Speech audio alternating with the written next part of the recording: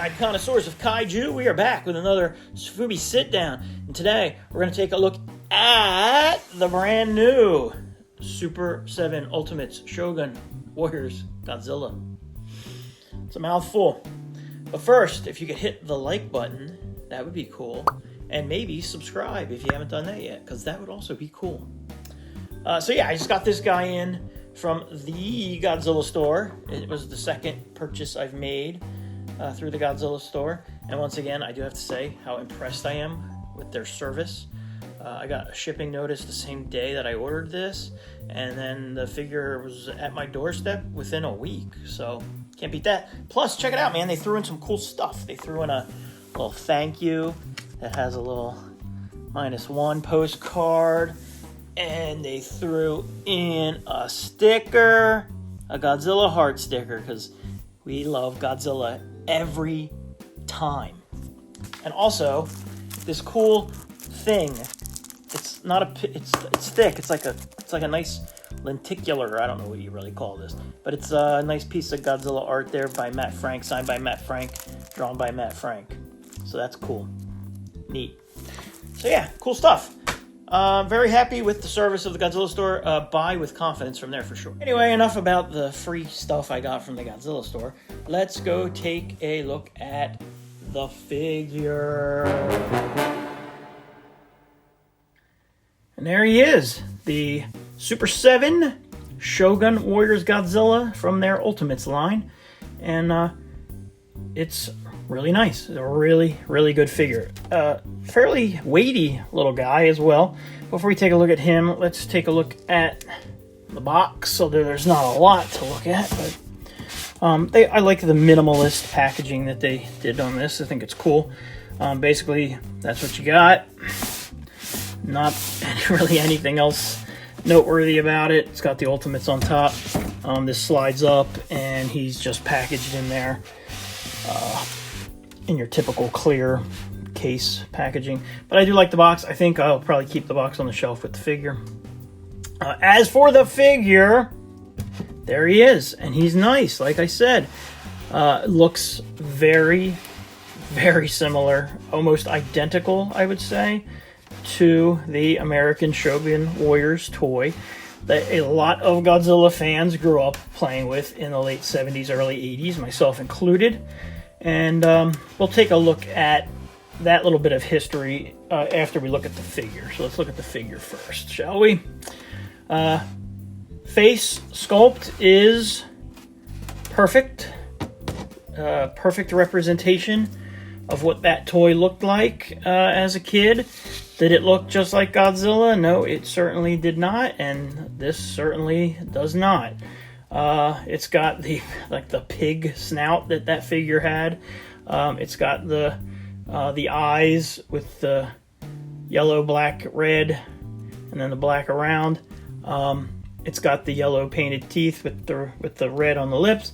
It's got the tongue, which is fire, tongue, whatever you want to call it. So that's that. Same action that the other one had. As for the sculpt of the figure itself, it is sculpted in the same hard plastic that the original was sculpted in. So it is not a soft vinyl. This is a very hard plastic. On the original figure, the fists were more of a soft plastic. This is also maybe slightly softer, but it's all kind of sculpted with that same hard vinyl, hard plastic. Back looks the same as the original toy. It is not accurate to the suit. The big question is, does he shoot his fist? And the real answer is, yes, he does. Yes, he does. So that fires off, slides right back in, locks in place. Perfect, awesome, cool. Yellow on the nails, yellow on the toes. The articulation, his arms move, his wrists swivel. His head moves, which is cool. The head did not move on the original, so that's pretty neat. His legs do move a little. His feet do not have the roller skates that the original toy had. And his tail gives a little wiggly, wiggly, waggly. But it does not pop off like the originals did. Or maybe it does, but I'm not going to try it. That was just for packaging purposes with the original.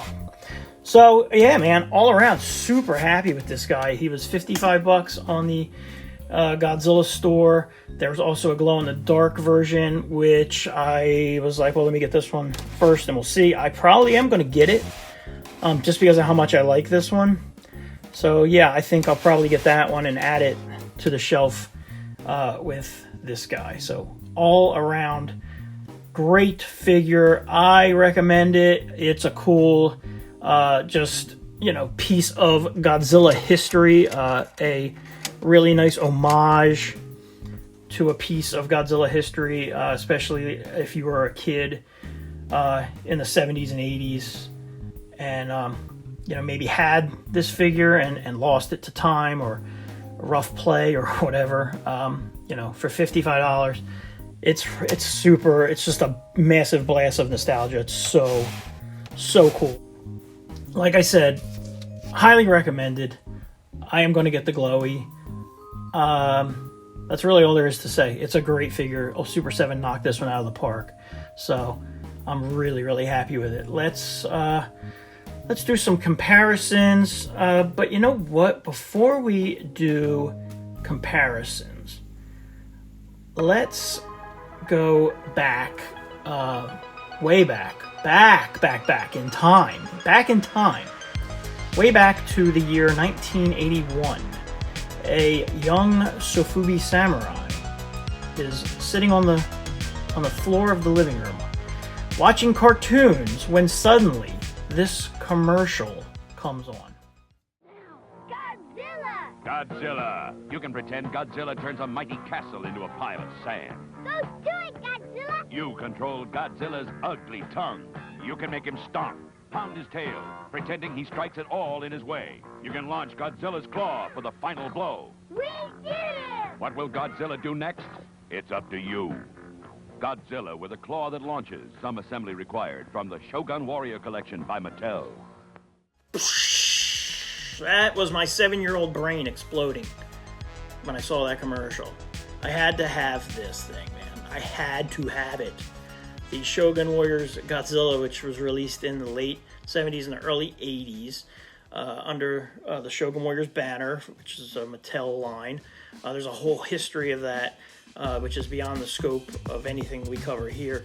However, Toy Galaxy did a really good video covering the history of that toy line. So check that out after you finish up here. It's on Toy Galaxy's YouTube channel. So cool, check it out. It's good. Stay here though. Don't go now. Go after. We're not done. Additionally, Sean Linkenbach did a really good deep dive on the history of the Shogun Warriors Godzilla, just the Godzilla, not the line, which you can find on the Showcase Daikaiju site, and I will put a link to that in the description of the video so you can go check that out. Shortly after seeing that commercial, I received from my grandparents one of the greatest birthday gifts that I had ever gotten, and to this day have ever gotten. And look at that, there he is. It's a little worse for wear, but there he is. My first, and the first for many kids my age, their first Godzilla figure, Shogun Warriors Godzilla. At a time when there were essentially no Godzilla toys to play with, this was the holy grail of Godzilla toys. Obviously, it is not an accurate Godzilla. Did we care in 1982? No, we did not, because we had a Godzilla. And let me tell you, I loved this thing as a kid. He sat on the carpet with me every Saturday morning and Saturday afternoon during the Creature Feature. He was outside in the sandbox with me. He was playing in the dirt with me. He fought my other rubber dinosaurs. He stepped on Lego buildings. He fought my sister's dolls. He played with my dog. I mean, this thing went through some stuff, which is a testament to how it's built, because honestly, it's in great shape. And I mean, I played with this thing a lot, so it is in really good shape. The tongue still works, so that's cool.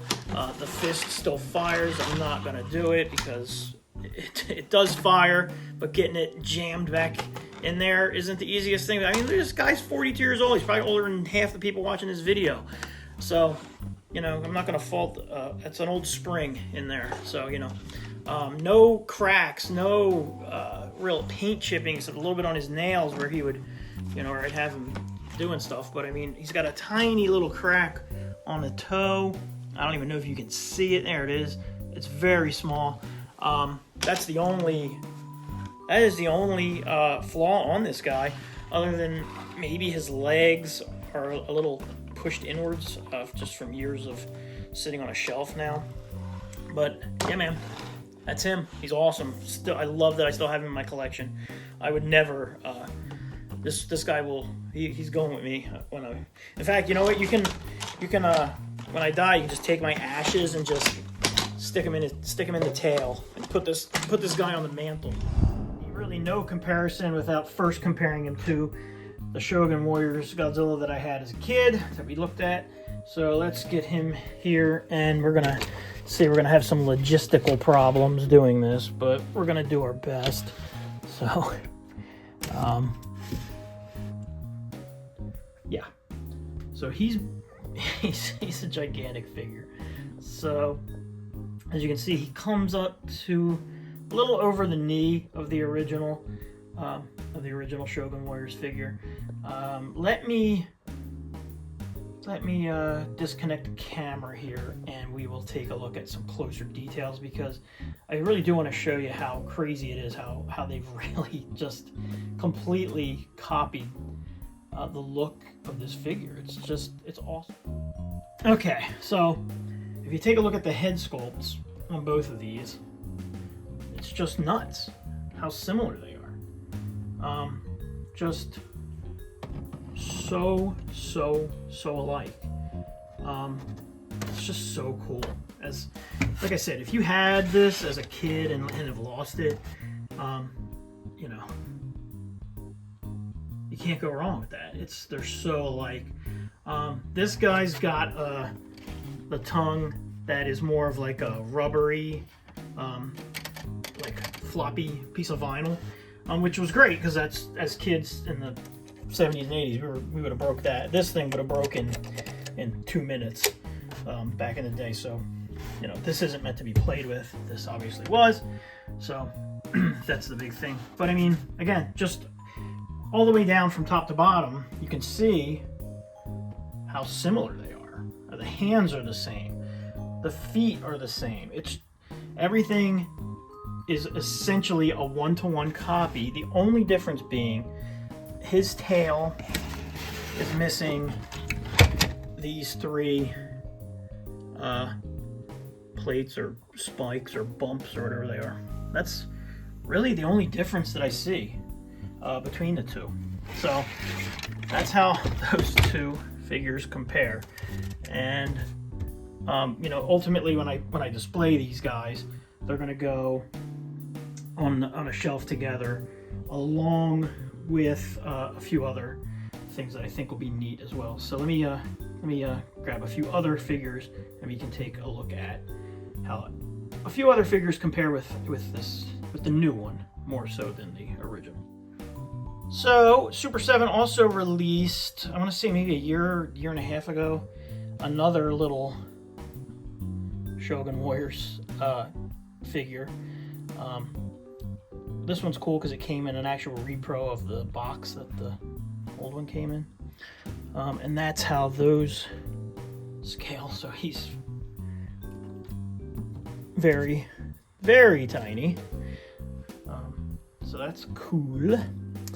I also have, like I said, when we were looking at the Shogun Warriors, my one growing up, there were really no Godzilla toys as a kid. So this figure here was my Godzilla for a long time. It's this guy here. And he's a Tyrannosaurus with Stegosaurus spikes, plates. So this was my Godzilla for a long time because he had the, you know, I mean, man, we made do with what we had as kids back in the day. So that's how he scales with one of my original quote-unquote Godzillas. So that's how he works with him. That's cool. And then I also had, as a kid, from the Hanna-Barbera cartoon, the Godzilla Power Hour, if you remember that. They did a stuffed Godzilla, which I always thought was cool. So that's him, and he's got, the felt dorsals. So that's how he scales with him. And they also did a Godzuki. Let's see. That's the Godzuki. So that's how he scales with him. That's how he scales with those. So that's cool. What else do we got? We've got a few more things. Let me come on. You got to get out of the way. You're too big. Taking up too much space. Let's see. We can also do. Here's the Super7 Godzilla 1989 figure that I reviewed. So that's so he's actually slightly taller than him. And then some one-off Japanese Sofubi company did a couple of figures sculpted to look like the Shogun Warriors, and I grabbed one of the burning Godzilla ones. So that's how he scales with that guy, like that. So honestly, I'm probably gonna do like a whole shelf of just these Shogun Warriors figures. And like I said, I'm probably gonna grab that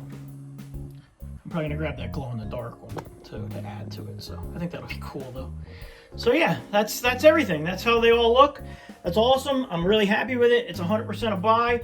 That is how he scales with a nice ice-cold can of hams. So you can see that, because that is important. Like I said, 2 thumbs up for me. A definite purchase. I'm very happy with it. Thanks for watching. Please like, please subscribe, and we will see you soon. Have a good one.